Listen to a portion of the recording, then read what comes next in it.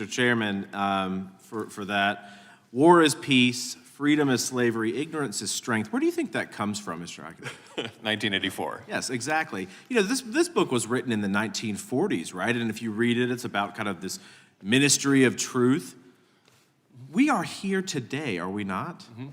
I mean, the prophetic fiction is really not fiction when you look at where we are as a country today. Would you agree with that? Well, I call my Substack the eternally radical idea because I believe in every generation, brave people rise up to oppose freedom of speech, and they are usually on the winning side. The specter of Big Brother, the specter of greater control is always around us, and we've been very lucky to grow up in a period in which we have enjoyed great free speech, but we must not take that for granted. You know, it's interesting, if we sat around and had a beer or coffee, we would disagree on a lot of things, right?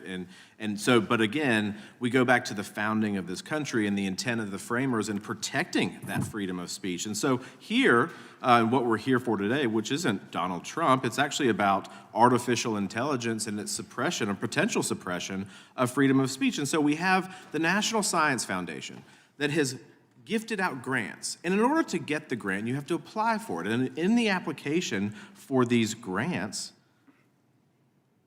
the University of Michigan said, quote, we were undergoing the difficult responsibility of censorship, end quote.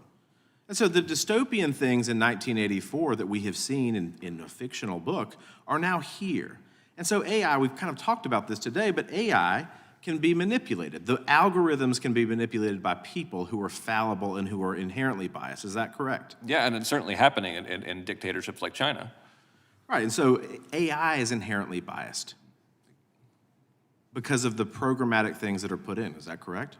And so we're using government resources to prop up AI, to give resources to research this, and now those same artificial intelligence things are scouring the internet to target certain types of speech. Would you agree with that? That's why we're here. That's what we're worried about. What kind of mechanisms do you think can be put in place to hold both government and private entities accountable for this type of behavior?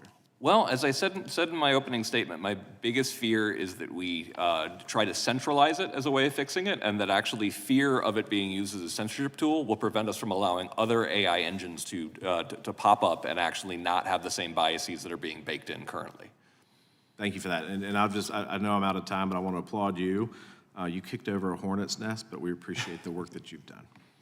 Thank you.